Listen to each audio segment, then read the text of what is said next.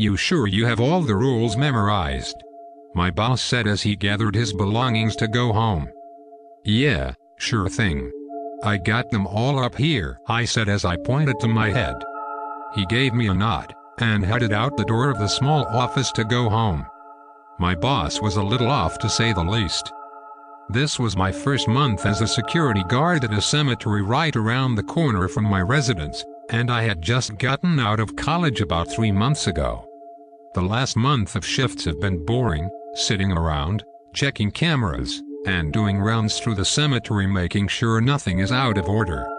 Exciting, right? I needed a source of income, and this was the best paying job I could find. No real experience needed, the flyer said. My take was that they were desperate to find someone fast, so I took advantage of that. I was hired the day that I found the flyer, over the phone. I never even found out the guy's name. Once I came in on my first day, my boss gave me no training, no do's and don'ts single quotes, just a verbal list of 9 rules I had to follow and memorize before Halloween night. These rules are to be followed only on Halloween night. He said you must follow these rules the exact way they are told to you. If you mess up even a small part, well, you won't mess up. Because I trust you to follow them word for word. I looked at him, confused because this sounded almost like a threat. Nevertheless, I pulled out my phone and started an audio recording so he could record the list. Once he finished telling me the rules, I was in absolute disbelief. This guy is insane.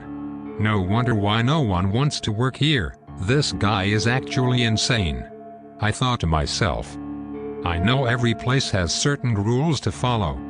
But to designate a set of rules, insane rules, for Halloween night only? I guess you won't know how I felt until I tell you the rules that he gave me, word for word, exactly how he told me, straight from the recording. Rule number 1. On Halloween night, please arrive at 8:30 p.m.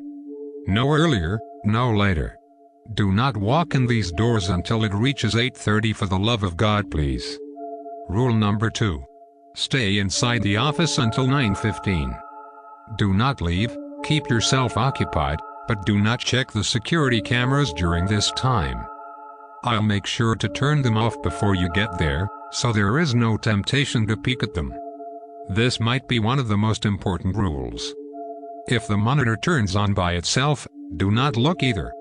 If for some reason you look, and you see it has revealed a section of the cemetery, you must turn off the lights of the office, and hide.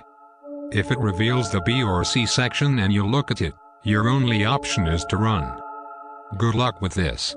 To make this easier, just cover the monitor with a jacket or blanket, because you will not want to see what happens out here this time on Halloween night. Rule number 3. After 9:15 strikes, you will have 30 seconds to get out of the office. Leave the door unlocked. It is possible you will pass an unnaturally tall figure, with no facial features. This is not a Halloween costume, and you must tell him good evening and look him right where his eyes would be. If he doesn't respond, continue on your way to patrol the cemetery. If he says anything at all, you must stand completely still. Do not move a muscle. He might walk around you, but if you keep still until he's done, he should walk away with no problem, go into the office, and he will slam the door behind him. Rule number 4. You will make your way to Section A. Once you inspect Section A, you will realize the gravestone titled James R. Hackney is being dug up completely. This is not out of the ordinary. Do not, and I mean do not pay any attention to what is inside the 6-foot hole in the ground. You will not see the rest of your shift if you look down in that hole. Just keep walking to Section B, and do not look back. Rule number 5. As soon as you cross the bridge from Section A to B, you will notice about a dozen shadow-like figures standing around in a circle around the big oak tree to the left of the bridge.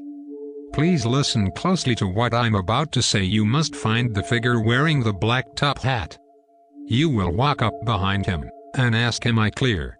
If you hear a voice from inside your head say "Continue," then you can carry on to Section B. If you don't hear anything, you must wait.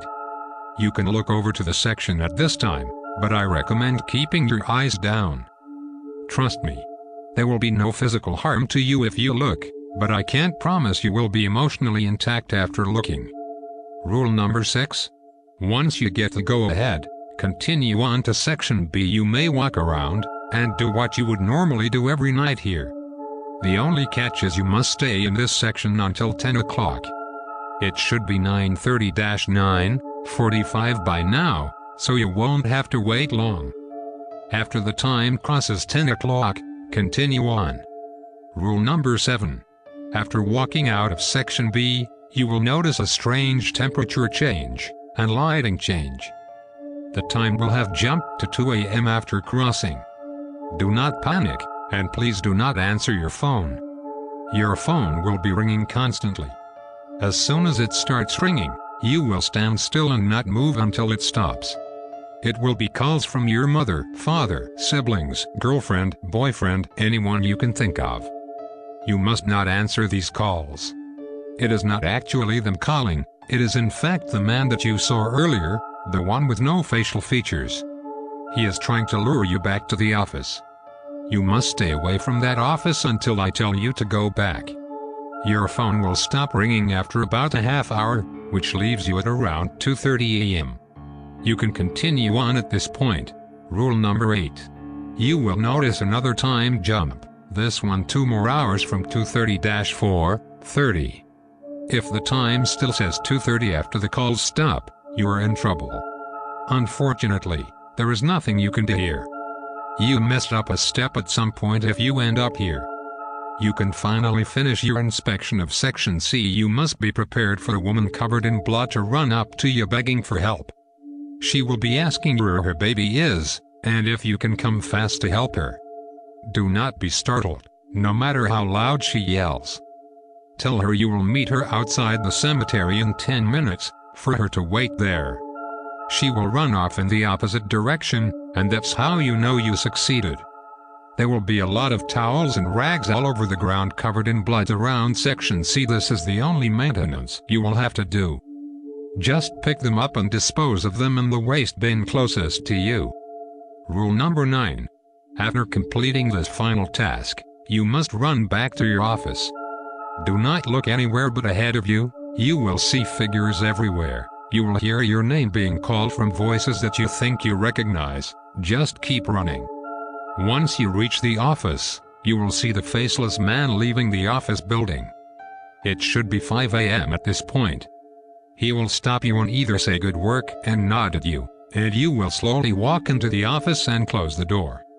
For the remainder of the shift, you can check the cameras, sit down, and go on with your shift until I come inside to start my shift. Or he would say come with me. If he says come with me, you will run and lock yourself in the office.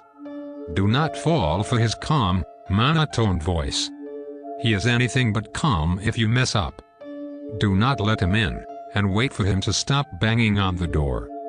Once this stops, cover your eyes for the last hour of your shift. Don't look around until you hear 3 knocks on the door. This will be me to relieve you of your shift. You won't be called in for a few weeks to come to terms with what you have seen, and you will be paid a handsome amount of money for your duties. Now that you have listened to the rules as well, I hope you can understand my initial suspicion and why I was so baffled. I thought this was a joke, until I finished my shift. After I arrived at 8:30, my boss left and I decided I was going to just follow the rules given to me, to humble him and be a good sport of the prank. I didn't check the cameras, and I headed out the door. After going outside, the brisk fall hit me as I saw a tall man walking up to me.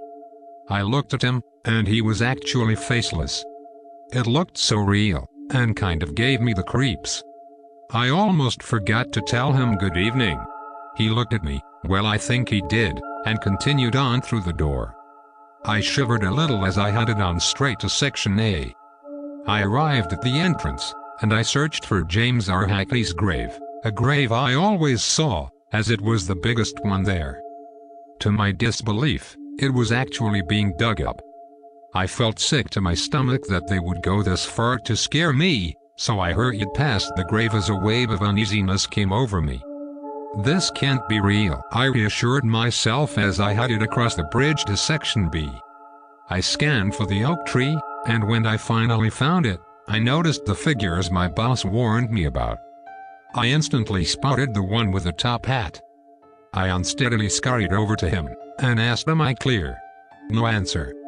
As I stood there, waiting for an answer that never came, I decided to look away from the man and peek over to Section B because surely the pranksters wanted me to look, since they warned me against it.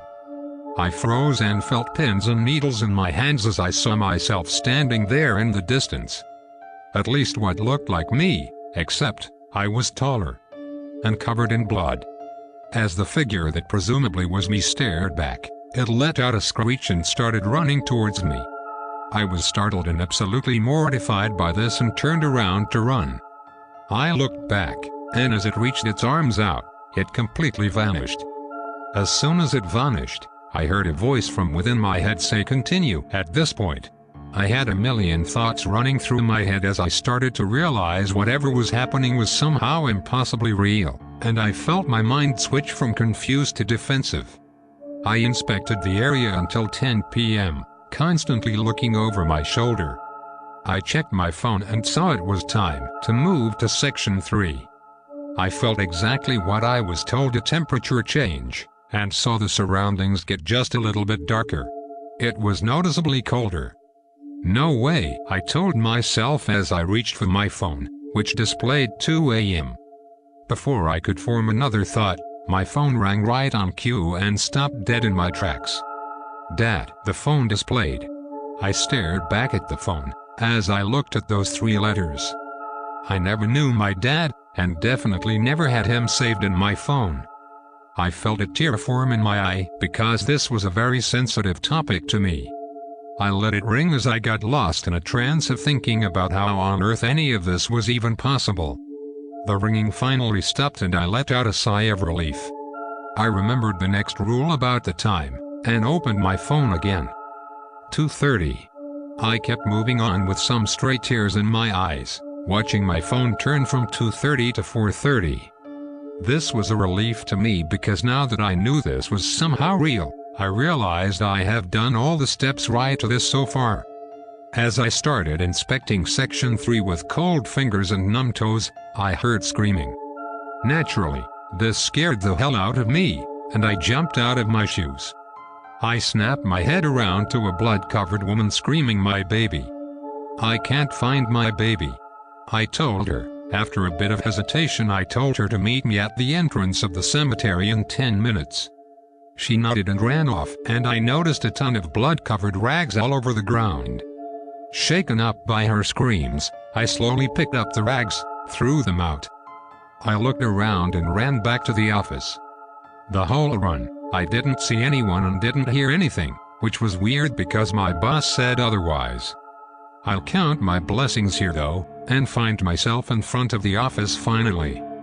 The man was leaving. This time I looked at him in complete terror as he turned my way and said, "Come with me." I wasted no time running past him, into the office and slamming the door behind me. What did I mess up? I yelled over the sound of banging on the door as I pulled a jacket over my head. I shivered in fear for the entire hour until I heard 3 knocks on the door. I shot up, threw the door open to reveal my boss, and then yelled, "What the hell did you just put me through?" I was mad, although relieved to see him, who looked a lot more colorful and lifelike than he has in the past. He looked at me and smiled at me. "Go home, kid. Get some sleep." I yelled back, "No. I want answers. You cannot just tell me to go after the night I just had." He looked at me and said, "You took care of my cemetery, kid. I thank you for that." He held out his hand for a handshake. The name James Randall Hackney, and I've been dead for 200 years. Every Halloween, I leave the cemetery and recharge so my physical body does not perish. You covered me last night, and I thank you for that. It didn't take me long to recognize his name as the same on the gravestone that was dug up. I stared back at him, mouth wide open, speechless. I walked out of that door, packed my house up, and never came back to this town again.